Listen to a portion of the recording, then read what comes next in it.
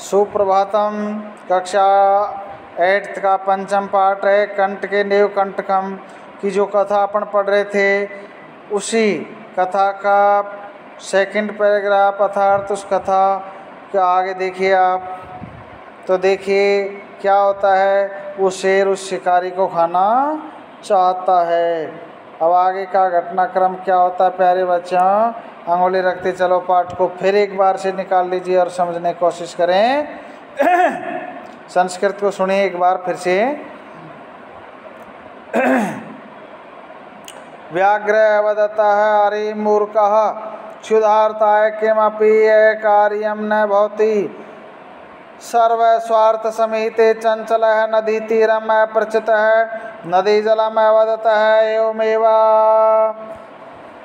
नदी जलम, नदी के जल से, हाँ तो देखिए आप अर्थ को भी समझते चलिए साथ ही साथ, आपको लंबे ये मंत्र सा हो जाएगा आपके लिए। यस, व्याघ्र अवदत, कौन बोला? बघेरा बोला। शिकारी ने मना किया कि बोले आप अपना धर्म नहीं निभा रहे हो, मैंने मानव धर्म निभाया, मैंने आपको जाल से निकाला और आपको पानी पिलाया, परंतु आप ये क्या कर रहे हो? व्याघ्र अवदत है, व्याघ्र बोला। क्या बोला बघेरा? व्याघ्र अवदत है, व्याघ्र बघेरा बोला अरे मूर्ख क्षुधार्ता है किमपि कार्यम न भवति, कि भूख में कोई सा भी कार्य है वो अकार्य बुरा कार्य नहीं होता है।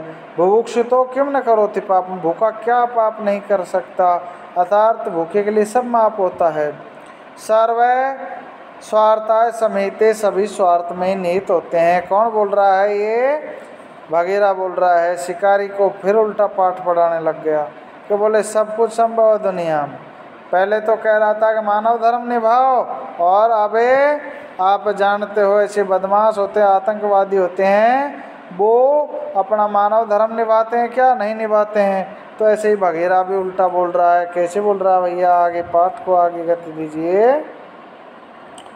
चंचल नदी जलम अप्रचित, क्या बोले आप नदी के पानी से पूछ लो, मेरी बात नहीं मानते हो तो आप चलिए, ये नदी है तो नदी के जल से पूछते हैं। चंचल नदी जलम अप्रचित, चंचल ने नदी के पानी से पूछा। शिकारी ने बोले कि आप बताओ। नदी जलम अवदत, नदी का पानी बोला। क्या बोला?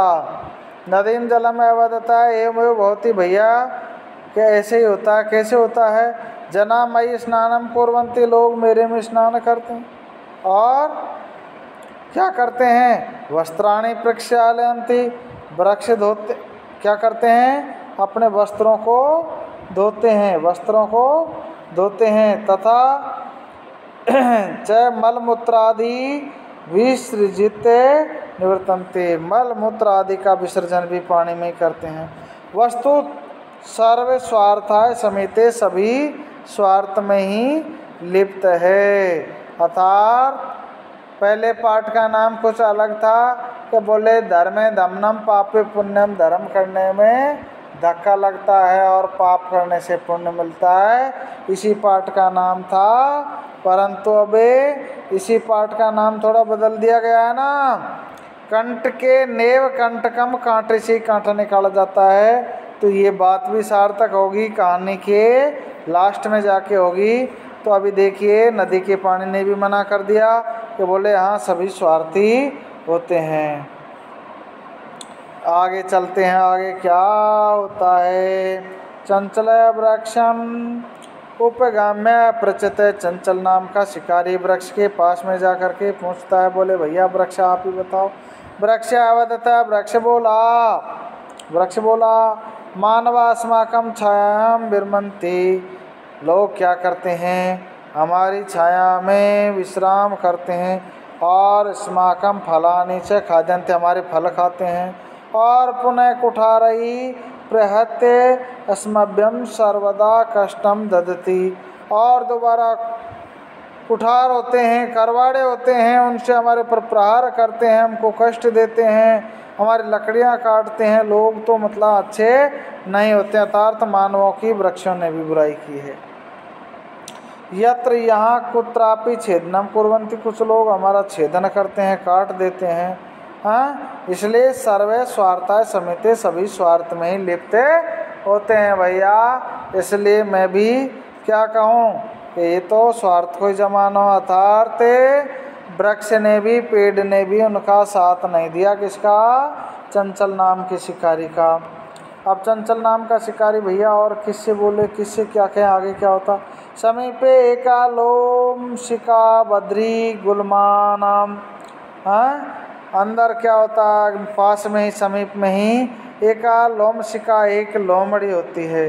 बद्री गुलमादा वृक्षों, मतलब जो बेरों की झाड़ी थी ना, उनमें वो छिपी हुई थी।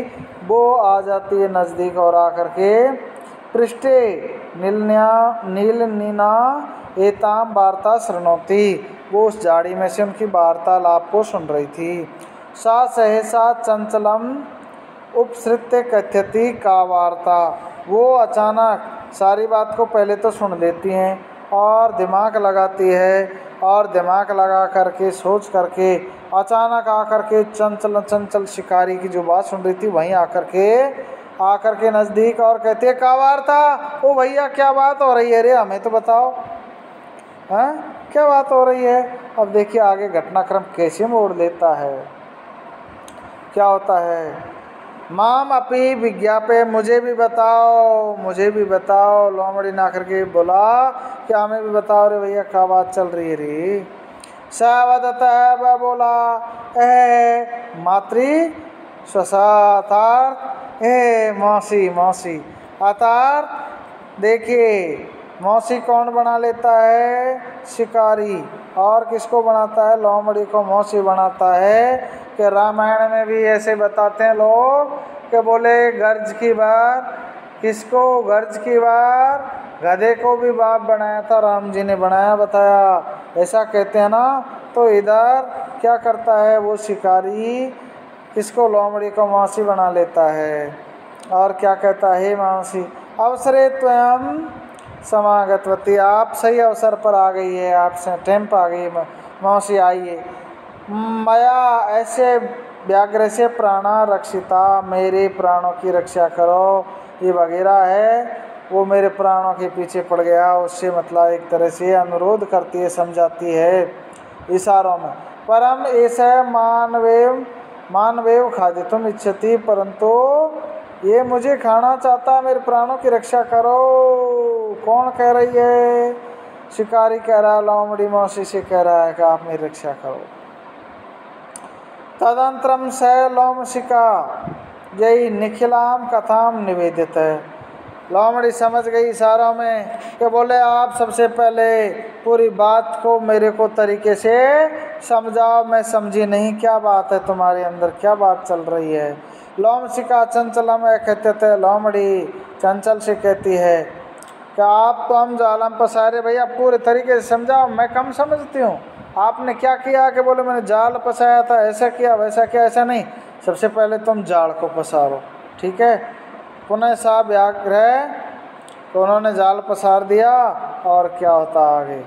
आगे क्या होता भैया? जाल तो पसार दियो, तो बोले आगे शेर क्या कहता?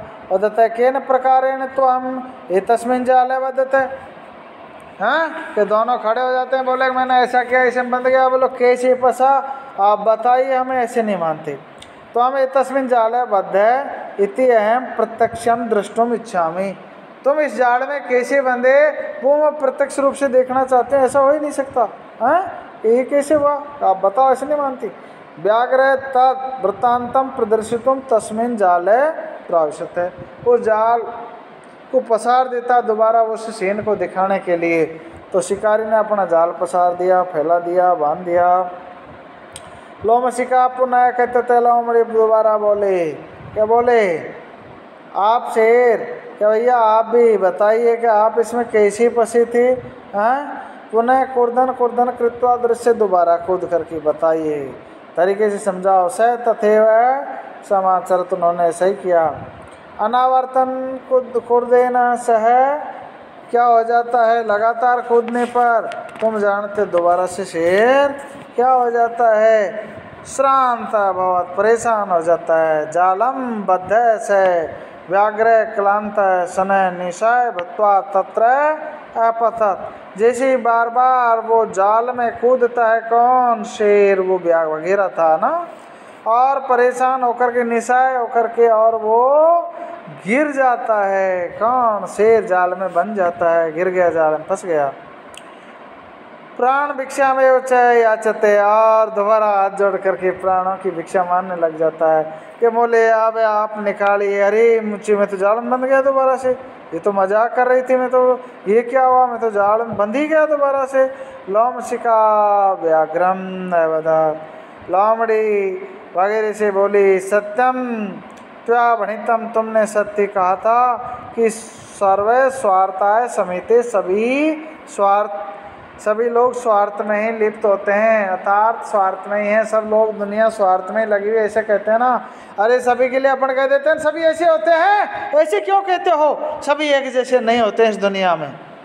प्यारे बच्चों, अगर ये दुनिया में सभी एक जैसे हो गए तो आप कहते हो कि ये दुनिया, ये धरती नहीं टिकेगी। अब भी अच्छे लोग हैं इस दुनिया में, पृथ्वी टिकी हुई अच्छे लोगों पर ही, समझने की कोशिश करें।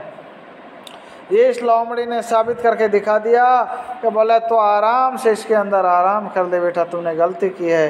अर्थात पहले पाठ का नाम था कि जो पाप करता है उसमें मतलब उल्टा होता, पाप करने वाले को पुण्य मिलता है, पुण्य करने वाले को पाप लगता है। तो बताइए यहाँ कहा गया कि कंठ के नेव कंटकम, कांटे से कांटा निकाला जाता है। तो बोले कि अबे लोमड़ी अगर ऐसा दिमाग से काम नहीं लेती तो शेर से, उस वगैरह से शिकारी कैसे बचता, अपने प्राणों की रक्षा कैसे करता। प्यारे बच्चों, तो इसलिए आपको भी जैसे के साथ तैसा करना चाहिए कि दुनिया ये कलयुग है तो हमको समय के अनुसार चलना चाहिए, समय जैसा चल रहा है उसी के अनुरूप ढलना पड़ेगा।